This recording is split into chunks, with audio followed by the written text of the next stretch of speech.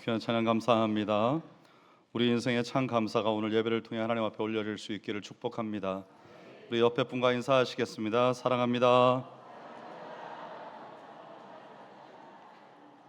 네, 이제 장마가 시작되면서 날씨가 좀 후덥지근해졌습니다. 그래서 여러분 아마 오늘 오시는 길이 썩 이렇게 아주 상쾌한 걸음은 아니셨을 텐데 그래도 변함없이 예배의 자리를 지키는 여러분에게 하나님께서 은혜 주실 줄 믿습니다. 한 해의 절반이 지났습니다. 지난 6달을 돌아보면 우리의 마음에 다 저마다 다른 이야기가 있습니다. 어떤 사람은 감사가 넘치는 분도 계시고 또 어떤 분은 솔직히 감사하기 힘든 자리에 계신 분도 이 자리에 함께 앉아 계실 겁니다. 오늘 본문이 모세가 모압 평지에서 전한 말씀인데요. 이스라엘이 아직 요단강을 건너지 못했고 가나안 땅의 흙 한 줌 밟아보지 못했습니다. 근데 하나님이 벌써 가르쳐 주시는 겁니다. 내가 그 땅에 들어가서 첫 곡식을 거두거든 이렇게 감사해라 하고 가르쳐 주셨습니다. 아직 받지도 않은 복에 대해서 하나님께서 감사하는 법을 미리 배우게 하셨다는 겁니다. 그리고 세월이 흘러서 실제로 이 예식을 드리게 될 농부는 나중에 드리게 되겠죠. 애굽의 채찍을 한 번도 맞아 본 적이 없는 그런 후손입니다. 그런데도 그 농부가 우리가 부르짖었더니 라고 고백하게 되는 겁니다. 조상의 이야기가 곧 나의 이야기가 되었다는 것입니다. 오늘 본문은 바로 그 자리에서 감사가 어떻게 만들어지는지 우리에게 보여줍니다. 여러분, 감사는 저절로 생기지 않습니다. 감사에도 순서가 있고 뿌리가 있습니다. 오늘 우리는 그 뿌리를 이제 함께 내려가 보려고 합니다. 하나님은 가나안에 들어가서 첫 곡식을 거두면 그것을 광주리에 담아서 직접 들고 하나님이 정하신 곳까지 가지고 오라 이렇게 말씀을 하셨습니다. 우리가 생각하기에는 마음으로만 감사하면 되지 않겠습니까? 라고 생각할 수 있는데 하나님은 그렇게 하지 않으셨습니다. 광주리에 담아서 직접 들고 걸어서 오라 말씀하셨습니다. 감사는 머릿속 생각이 아니라 발걸음이라 말씀하시는 거죠. 오늘 여러분이 이 자리에 나오신 것 자체가 이미 감사입니다. 이 더운 여름에 무거운 몸을 이끌고, 무거운 몸 맞죠? 네, 무거운 몸을 이끌고 이 자리에 앉아 계십니다. 광주리를 들고 걸어온 옛 농부의 모습이 우리의 모습과 같은 거죠. 왜냐하면 우리는 지금은 이제 하나님 앞에 나아올 때 우리가 예물을 온라인으로도 드리고 와서 헌금으로 미리 내고 들어오고, 근데 이 당시에는 그렇게 하지 않았고 뭔가를 들고 와서 드렸단 말이죠. 그래서 여러분이 성경을 읽으시면서 이때는 왜 우리처럼 이렇게 봉투에다가 헌금을 넣어가지고 드리지 않았나 이런 의문은 갖지 않으셔도 좋겠습니다. 그런데 여기 광주리라고 번역된 말에 놀라운 것이 하나 숨어 있습니다. 성경 전체에서 이 히브리어 단어가 딱 4번이 나오는데 그 4번 중에 4번 전체가 이 신명기에 있고요. 그리고 그 광주리 2번이 오늘 2절과 4절에 나왔고, 그리고 2장 뒤에 있는 28장에서 또 광주리가 2번이 등장합니다. 28장 5절에서 하나님이 뭐라고 말씀하시는가 하면 내 광주리와 떡 반죽 그릇이 복을 받을 것이요 이렇게 말씀합니다. 만물을 담아가지고, 만물입니다. 만물 아니고 만물을 담아서 하나님께 들고 갔던 그 광주리가 이번에는 복을 담아서 들고 오는 방주리가 되었다는 말씀입니다. 하나님께 걸어갔던 광주리가 결코 빈손으로 돌아오지 않는다는 것을 말씀하는 것이죠. 성경이 일부러 같은 단어로 이 두 장면을 묶어 놓은 겁니다. 그리고 제사장이 그 광주리를 받아서 제단 앞에 내려놓습니다. 내가 땀 흘려서 거둔 것, 내가 아끼던 것, 그것을 하나님 앞에 내려놓는 것, 이것이 예배죠. 감사는 내가 꼭 쥐고 있던 것을 펴서 하나님 앞에 내어드리는 겁니다. 그런데 3절부터 이상한 일이 벌어집니다.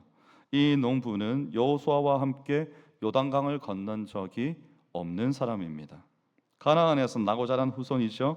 그런데 제사장 앞에 서서 내가 여호와께서 우리 조상들에게 맹세하신 그 땅에 이르렀습니다 라고 지금 아뢰고 있는 겁니다. 조상이 들어온 그 땅을 내가 이르렀다고 말하는 거죠. 고백의 첫 문장부터 조상의 이야기가 벌써 나의 이야기가 되어 있는 겁니다.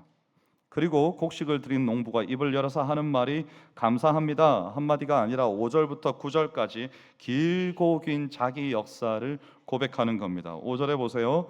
내 조상은 방랑하는 아람 사람으로서 애굽에 내려가 거기에서 소수로 거류하였더니, 야곱의 이야기입니다. 땅을 잃고요 이집트로 내려간 조상, 노예가 된 후손들, 부르짖음, 그리고 구원에 이르기까지 이 모든 이야기를 지금 농부가 곡식 바구니를 놓고 그 앞에서 처음부터 끝까지 읊어내는 겁니다.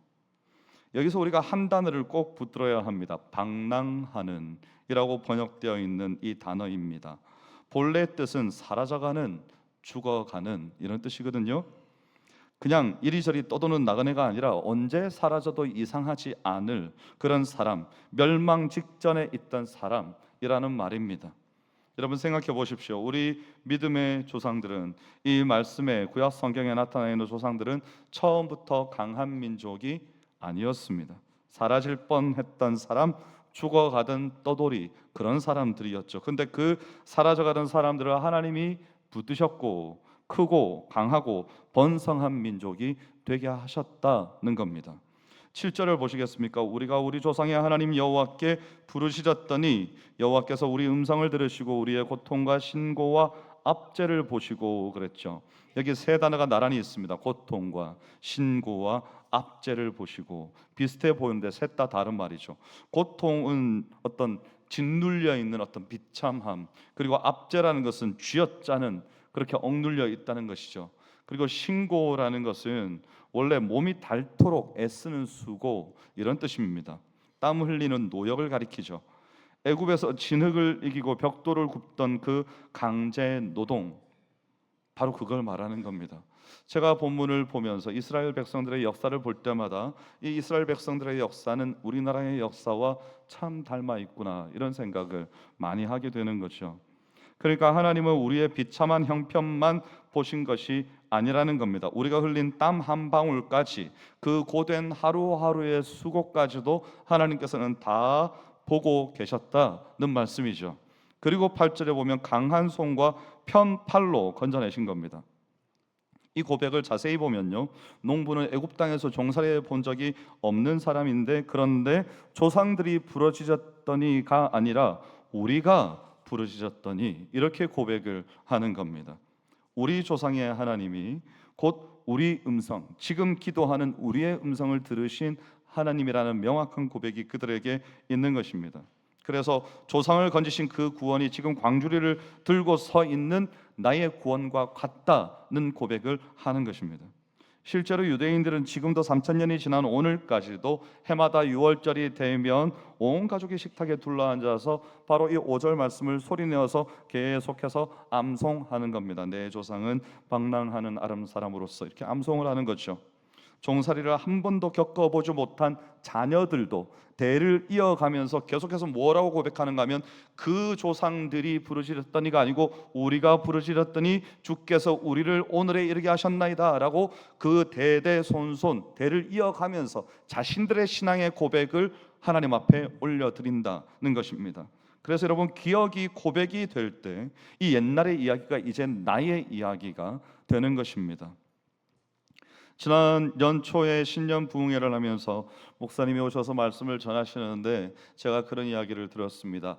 제 아들이 집에 가서 엄마에게 나는 아빠한테서는 한 번도 할아버지 할머니의 이야기를 들어본 적이 없는데 새로운 이야기를 많이 들었다, 그런 얘기를 했다는 걸 제가 들었어요.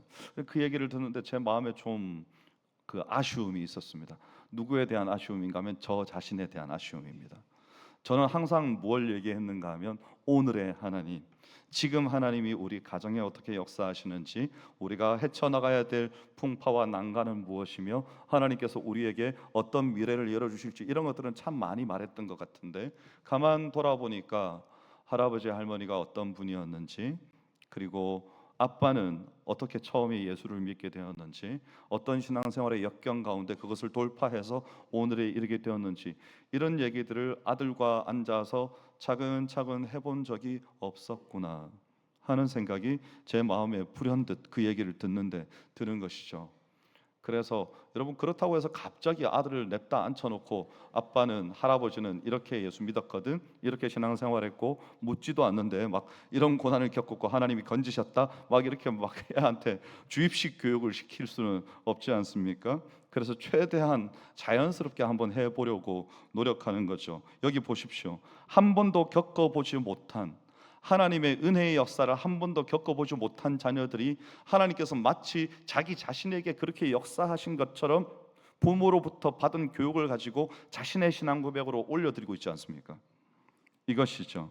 그래서 여러분 지난 상반기를 한번 떠올려 보시면 좋겠습니다. 6개월이 만으로 완전히 지나갔습니다. 이제 7월 첫 주입니다.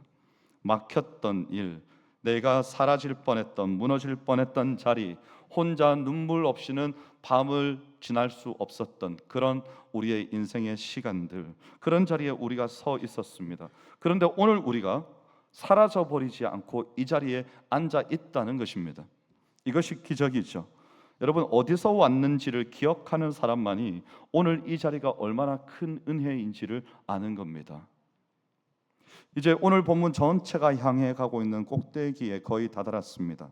9절과 10절을 나란히 놓고 보면요, 9절에서 농부는 이렇게 고백합니다. 하나님이 우리를 이곳으로 인도하여 이 땅을 주셨다, 이렇게 고백합니다. 그리고 10절에서 뭐라고 말하는가 하면요, 여호와여 이제 내가 주께서 내게 주신 토지 소산의 만물을 가져왔나이다, 이렇게 말을 합니다. 우리말로 읽으면 9절에서 인도하여, 10절에서 가져왔나이다 이렇게 되어 있죠. 근데 이 둘은 원문으로 보면 정확하게 똑같은 동사입니다.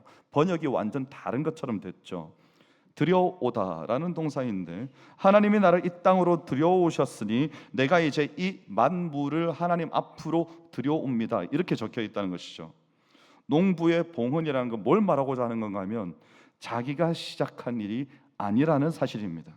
하나님이 하신 일에 대한 메아리로서 드리는 것이죠. 그래서 하나님이 항상 먼저 움직이셨고 우리는 그 하나님의 움직임에 대해서 응답하고 있을 뿐이라는 사실입니다.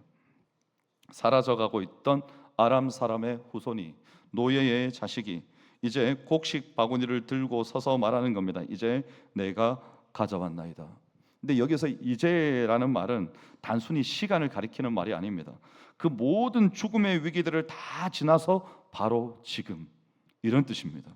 사라질 뻔했던 그 자리에서 여기까지 온 모든 세월이 이 한마디 속에 다 담겨 있고 하나님 앞에 올려드리는 처음 열매들, 그 광주리 안에 다 담겨 있고, 그래서 그 광주리를 드리면서 이 모든 고백들을 하나님 앞에 하고 있다는 것이죠. 그런데 더 놀라운 것은 농부가 드리는 것은 분명 내 밭의 곡식인데 그것을 주께서 내게 주신 것이다, 이렇게 부르고 있다는 겁니다. 내가 씨 뿌렸고요, 내가 김 메고 내가 거뒀는데 주께서 주신 것이다, 이렇게 말을 합니다. 여러분 한번 생각해 보십시오. 우리 수요일에도 기도하고 금요일에도 기도하고 또 주일에도 시시때때로 기도하고 헌금하면서 기도하고 대표 기도하고, 우리의 기도는 어떤 것들일까요?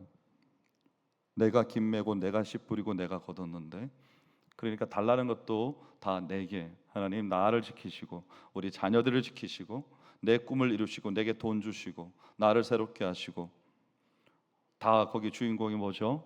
나입니다. 나. 근데 여러분 오늘 말씀을 들으면서 오늘 성경 본문을 봉독하시면서 1절부터 11절까지를 읽으시면서 좀 느끼신 게 혹시 있으십니까? 뭐가 가장 많이 등장합니까? 내 하나님 여호와께서, 내 하나님 여호와께서, 내 하나님 여호와께서, 내 하나님 여호와께서. 셀 수가 없었습니다. 셀 수가. 한 구절에 2번 등장하기도 하고요. 마지막까지 내 하나님 여호와께서. 주인공이 누구시라고요? 내 하나님 여호와께서. 근데 우리는 감사의 예물을, 오늘 맥주 감사절입니다. 감사의 예물을 올려드리면서도 계속 뭐 합니까? 우리는 하나님 내게 재물 주시고 내게 복 주시고 우리 자녀들을 복되게 하시고 우리 가정 잘되게 하시고 내 미래를 살피시고 나와 함께 하시고. 주인공이 누구죠? 나죠. 감사 주일에조차 어쩌면 우리는 진실된 오직 하나님께로만 향해 있는 감사를 할 줄 모르는 우리는 아닌가, 이런 생각을 해보는 겁니다. 그래서 우리가 예배를 시작할 때 찬송가도 다릅니다. 여러분 예배에 들어가기 직전 마지막 찬양이 비준비하시니, 그리고 예배를 시작하고 난 다음 첫 찬양이 찬양 성부 성자, 거기에 나는 없습니다. 나 없어요. 나는 어디에서 나옵니까? 말씀 듣고 난 뒤에 이제 함께 기도함으로 하나님 앞에 나아갈 때 그때 찬양에 나옵니다. 이제 그때부터 고백이죠. 나의 고백. 그럼 끝날 때는, 예배 끝날 때는 어떤 찬양을 드립니까? 여러분, 찬송가 선곡을 아무렇게나 하지 않습니다. 시작할 때는 하나님의 이름을 높이고, 설교 후에는 나 자신의 변화와 결단을 하나님 앞에 고백하면서 회개함으로 찬양을 하기도 하고, 마칠 때는 이제 여러분들이 집으로 돌아가시지 않습니까? 그러면 그때는 이제 결단과 헌신 그리고 파송이죠. 그런 주제의 찬송가들을 우리가 선곡해서 마지막 찬양으로 부르는 겁니다. 궁금하시면 나중에 보세요. 지금 펼쳐보지 말고. 네, 그런 겁니다, 여러분.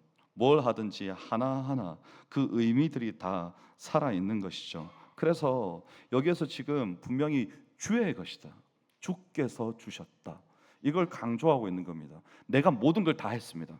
씨 뿌렸습니다. 김 메고 가꾸고, 무슨 비가 오나 눈이 오나 태양이 내리쬐나 구름이 있으나 없으나 늘 내가 다 했습니다. 그렇게 생각했습니다. 그런데 바칠 때는 어떻게 바칩니까? 주께서 주셨습니다. 여러분, 사실이죠. 사실입니다. 나를 있게 하신 분이 주님이시고, 내게 이 터전을 주신 분이 주님이시며, 이 씨앗을 허락하신 분이 주님이시고, 이것을 뿌릴 수 있도록 건강 주셨고, 날씨 주셨고, 그리고 자라게 하신 분도 주님이시고, 거두게 하신 분도 주님이시기 때문에 사실은 다시 한번 되짚어 보면 내가 한 것은 아무것도 없습니다. 다 하나님이 하셨습니다. 지금 그걸 가르쳐 주시는 것이죠. 이 짧은 본문 속에 주다라는 말이 6번이 나오는데 11절 안에 주시는 땅, 주신 땅, 주리라 맹세하신 땅, 주신 만물, 주신 모든 복, 본문 전체가 주셨다, 주셨다, 주신다, 주실 것이다, 이걸로 마치 북소리가 둥둥 울리는 것처럼 너의 것은 하나도 없고 다 하나님이 주신 것이다, 하나님이 주신 것이다, 이걸 계속해서 강조하고 있는 것이죠. 모세가 이미 몇 장 앞에서 경고했던 바로 그 지점입니다. 신명기 8장 17절 18절에 우리 다 같이 한번 읽어볼까요? 시작. 그러나 내가 마음에 이르기를 내 능력과 내 손의 힘으로 내 하나님 여호와를 기억하라. 그가 내게 재물 얻을 능력을 주셨음이라. 이같이 하심은 내 조상들에게 맹세하신 언약을 오늘과 같이 이루려 하심이니라. 아멘. 여러분, 이것이 감사의 핵심입니다. 감사는 내 것을 떼어서 바치는 것이 아니라 하나님의 것을 하나님께 다시 돌려드리는 것입니다. 내 실력으로 거뒀다고 여기면 감사가 나오지 않습니다. 드릴 때마다 내가 이걸 어떻게 벌었는데, 내가 피땀 흘려 번 돈 이거 가지고 드리는데, 그러니까 아깝죠. 드릴 때마다 그렇게 생각하면 드릴 때마다 아깝습니다. 내 실력으로 거뒀다고 여기면 하나도 드릴 수가 없습니다. 사라질 뻔했던 나를 여기까지 살리신 분이 이 모든 것을 다 주셨다고 고백할 때 비로소 감사가 터지는 겁니다. 농부가 들고 온 것은 맛물, 곧 첫 열매였죠. 그런데 먼 훗날에 하나님도 우리에게 첫 열매를 들고 오셨습니다. 고린도전서 15장 20절 말씀입니다. 그러나 이제 그리스도께서 죽은 자 가운데서 다시 살아나사 잠자는 자들의 첫 열매가 되셨도다. 여러분, 우리가 첫 열매라고 여러분 봉투에다가 헌금하시고 교회에다가 뭔가를 드리시고 이렇게 하시죠. 자, 하나님께서 첫 열매라고 우리에게 내놓은 것을 한번 보시겠습니까? 뭡니까? 잠자는 자들의 첫 열매가 되도록 그리스도를 죽은 가운데 내어놓으셨습니다. 그것이 하나님께서 우리에게 내가 너희에게 주는 첫 열매다, 이렇게 말씀하시는 거죠. 우리가 드리는 것과 하나님이 우리에게 주시는 첫 열매를 비교 한번 해보시겠습니까? 나는 왜 더 주시지 않을까? 왜 내게는 더 풍성하게 허락하시지 않는가? 이런 말들이 나오려다가도 쑥 들어가는 거죠. 주께서 내게 주신 것을 생각해 볼 때 비교가 되지 않는 겁니다. 내가 무엇을 더 드리면 좋을까요? 이 고민을 오히려 우리는 해야 되는 것이죠. 어떻게 드리면 좋을까요? 무엇이든지 말씀하십시오. 이렇게 하나님 앞에 드릴 수 있어야 되는 거죠. 옛 농부의 고백도 이제로 시작하고요, 부활의 선언도 이제로 시작합니다. 농부가 이제 첫 열매를 가져왔나이다 하고 드렸던 그 자리에 하나님은 죽음을 이기신 첫 열매를 이제 내어놓으시는 겁니다. 예수 그리스도를 우리를 위해서 첫 열매로서 내어놓으신 것이죠. 그래서 바울이 모든 감사가 도달하는 마지막 자리를 뭐라고 말하는가 하면 고린도후서 9장 15절 말씀에 말할 수 없는 그의 은사로 말미암아 하나님께 감사하노라. 이 말할 수 없는 은사는요, 선물 아닙니까? 선물. 그 선물이 뭡니까? 예수 그리스도죠. 오늘 우리가 드리는 이 감사, 이 봉투 하나, 이 예배의 자리, 이것이 의무를 갚는 것이 아니라 하나님이 먼저 다 주셨습니다. 이것을 고백하는 자리인 겁니다. 이제 본문의 마지막 절을 우리가 놓치면 안 됩니다. 여기에 숨은 결론이 있습니다. 11절 말씀이죠. 내 하나님 여호와께서 너와 내 집에 주신 모든 복으로 말미암아 너는 레위인과 너희 가운데 거류하는 객과 함께 즐거워할지니라. 감사의 잔치에 레위인과 나그네가 함께 있어야 한다는 겁니다. 레위인은 자기 땅이 없어 농사를 지을 수 없는 사람들입니다. 나그네는 그 땅에 아무런 연고가 없기 때문에 얹혀 살고 있는 사람들입니다. 하나님은 내가 복받는 복의 잔치에 가장 가진 것 없는 사람들이 함께 앉기를 원하시는 겁니다. 그런데 여러분 11절 바로 그 다음 절에 보면요, 26장 12절 제가 읽어드립니다. 셋째 해 곧 11조를 드리는 해에 내 모든 소산의 11조 내기를 마친 후에 그것을 레위인과 객과 고아와 과부에게 주어 내 성읍 안에서 먹고 배부르게 하라. 하나님께서는 모든 종류의 예물을 말씀하실 때 너희끼리 먹고 너희끼리 배불러라고 말씀하신 적이 한 번도 없다는 사실입니다. 하나님께서 주의 깊게 보시는 네 가지 종류의 사람이 있습니다. 방금 제가 힌트 드렸죠. 첫 번째 객, 나그네입니다. 고아죠. 과부입니다. 그리고 레위인입니다. 그러면 여기 있는 우리 미랄부 지체들은 뭐죠? 이때 그랬다는 말입니다. 이때 하나님께서 객과 고아와 과부와 레위인 이 속에 이제는 외롭고 소외되고 그리스도의 복음이 필요하며 험한 시대 가운데 자기 스스로 이 세상을 헤쳐나갈 수 없는 어떤 육체적인 정신적인 한계를 가진 모든 사람들을 다 포함하여 소외되는 이들이 없게 하라. 그들과 함께 즐거워하고 그들과 함께 먹으라. 이렇게 말씀을 하신다는 것이죠. 그래서 여러분 이게 우연이 아닙니다. 5절 말씀에 조상이 애굽에서 거류하였더니 누가요? 지금 이 기도를 하고 있는 이 농부의 조상이 다른 사람이 아닙니다. 그리고 11절에 거류하는 객이 나오죠. 원문에서 이 두 말이 같은 뿌리에서 나왔는데 본문이 처음과 끝을 일부러 같은 말로 지금 묶어 놓은 겁니다. 너도 한때 거류하던 나그네였다. 그러니까 지금 너의 곁에 거류하고 있는 나그네와 함께 즐거워하라. 이렇게 말씀을 하고 있다는 것이죠.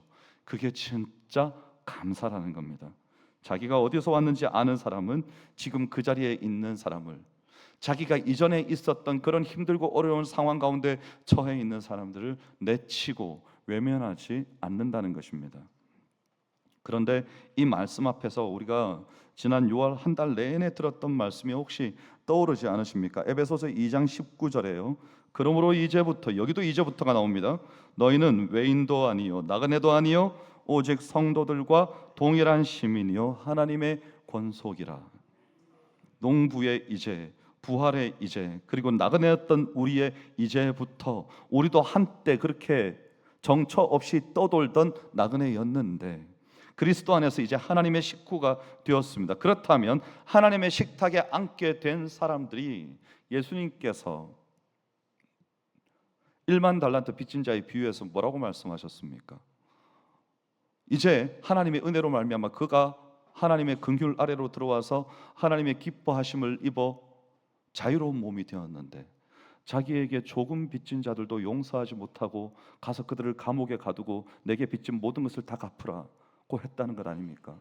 여러분 혹시 우리가 그런 가치관과 생활 방식을 가지고 세상을 살아가고 있지 않나? 우리의 마음의 경종을 울리는 것입니다. 우리는 그리스도를 첫 열매로 받은 사람인데 근데 누군가에게 우리의 첫 열매를 내놓기에는 너무나 인색한 사람들, 그런 사람으로 혹시 우리의 감사가, 우리의 인생이 흘러가고 있지는 않은가 하는 것을 돌아보는 겁니다. 그래서 이번 주에 여러분 한 가지를 하셔야 됩니다. 여러분 머릿속에 그 사람은 정말 감사하기 힘든 일을 당했어. 그 상황에서는 나라도 정말 감사하기 힘들 거야. 얼마나 괴로운 인생을 지나가고 있을까? 이런 사람이 있지 않습니까? 혹은 외로운 이웃이나 형편이 어려운 교우들이나 혼자 사는 어르신들이나, 여러분 이번 주가 가기 전에 전화 한 통 하십시오. 반찬 사 들고 혹은 싸 들고 한번 찾아가 보십시오. 누군가의 집에 갔을 때 혹시 물 있어 하고 냉장고 한번 살짝 열어보십시오. 냉장고가 비어 있지는 않은지. 그리고 주위를 한번 둘러보십시오. 집에 가시면 뭐 먹고 사나 하고. 그래서 여러분 그런 게 뭐 목회가 다른 겁니까?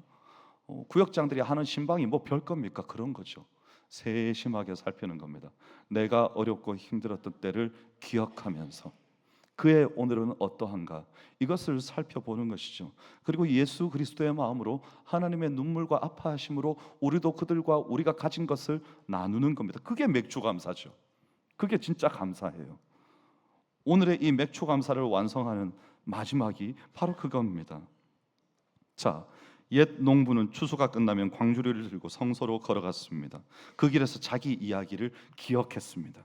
사라져가는 조상과 노예였던 세월과 자기를 붙드신 하나님의 손을 기억한 것이죠. 그리고 제단 앞에서 고백하는 겁니다. 여호와여, 이제 내가 가져왔나이다 라고 고백하는 거죠. 근데 이 맥주절이 신약 시대에는 뭘로 불리는가 하면 오순절로 불립니다.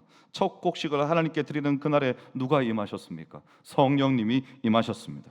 하루에 3,000명이 성령 충만하여 말씀을 전했더니 하루에 3,000명이 주께로 돌아옵니다. 그래서 옛 농부는 곡식을 광주리에 담아가지고 하나님께 가지고 갔지만 오순절 이후의 교회는 이제 어떻게 하는가 하면 하나님께서 내게 허락하신 영혼들을 내 인생의 광주리에 담아서 하나님 앞에 가지고 오는 겁니다.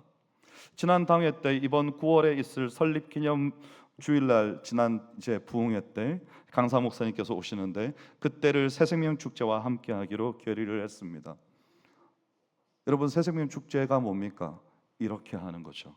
주께서 내게 허락하신 영혼들을 마음에 품고 기도하며 늘 관계를 유지하고 그리스도의 복음을 계속해서 전하다가 때가 되어 광주리에 그 영혼을 담아 하나님, 내가 이제 그 영혼을 주께 가져옵니다. 그리고 그의 손을 잡고 그리스도의 복음이 전파되는 이 현장으로 데리고 와서 그 복음 안에 함께 있게 하는 겁니다. 그것이 새생명 축제죠. 그것이 우리가 진정 올려드려야 할 선교적인 삶이죠. 하나님께서 기뻐하시는 인생입니다. 사라질 뻔했던 나를 살리신 그 은혜를 아는 사람이라면 지금 그 인생이 희미하게 사라져가고 있는 것을 뻔히 보면서 내버려 둘 수는 없는 노릇입니다. 오늘도 우리가 각자의 광주리를 들고 다 이 자리에 왔죠. 상반기의 기쁨과 눈물과 또 무너질 뻔했던 모든 순간들, 우리의 지난 역사가 다 담겨있는 광주리를 들고 하나님 앞에 나와왔습니다. 여러분, 감사라는 것은 인생이 잘 풀릴 때만 드리는 게 아닙니다. 사라질 뻔했던 나를 붙드신 분을 기억하는 사람은 어떤 자리에서든지 그럼에도 불구하고 감사할 수 있습니다. 우리의 오늘이 힘들 수 있죠. 하지만 우리의 오늘이 힘들든지 좋든지 아름답든지 불행하든지 간에 그런 우리를 건지셔서 우리의 오늘에 있게 하신 예수 그리스도의 십자가의 은총은 사라지지 않습니다. 그러므로 우리는 내가 좀 힘들다고 하나님을 저버리고 내가 좀 기쁘고 풍족하다고 하나님께 감사하고 이런 인생이 되어서는 안 됩니다. 하나님께서는 우리에게 아들 독생자 예수 그리스도를 첫 열매로서 내어주실 때 내가 그것을 받을 만한 인생인지, 하나님이 지금 그것을 주실 수 있는 상황인지 계산하지 않으셨습니다. 그냥 주신 겁니다. 왜 주셨습니까? 사랑하심으로 주셨습니다. 그 무한하신 사랑과 긍휼입니다. 그래서 우리도 그렇게 감사할 수 있기를 원합니다. 그렇게 드릴 수 있기를 원합니다. 우리 옆에 분과 한번 인사하면 좋겠습니다. 주님이 사라질 뻔했던 나를 살리셨습니다. 이제 우리 모두가 함께 땀 흘려 거둔 이 삶의 열매를 하나님 앞에 올려드리고요, 감사를 그렇게 내 것을 하나님의 것으로 인정하고 더 이상 내 것이 아니라 주께서 주신 것이라고 인정할 수 있는 우리가 되기를 간절히 원하고요. 이 아름다운 감사가 오늘의 우리 예배 가운데 있기를 또한 주의 이름으로 축원합니다. 기도하겠습니다. 살아계신 하나님, 사라질 뻔했던 저희를 붙드시고 여기까지 이끄신 은혜를 감사합니다. 저희가 부르실 때 들으심도 감사합니다. 저희의 고통뿐 아니라 흘린 땀방울 하나하나까지 다 기억하셔서 또한 감사합니다. 지난 반년 막혔던 길이 있었고 무너질 뻔했던 자리가 있었고 혼자 울던 밤들이 있었습니다. 하지만 이 자리에 있게 하셨으므로 우리에게 오늘의 감사를 주신 감사합니다. 내 능력과 내 손의 힘으로 얻은 것이 아니라 주께서 다 주신 것임을 알게 하셔서 이제 우리도 이번 한 주 감사함으로 우리의 삶의 자리를 채워나가게 하여 주시옵소서. 예수님 이름으로 기도하옵나이다. 아멘. 찬송가 500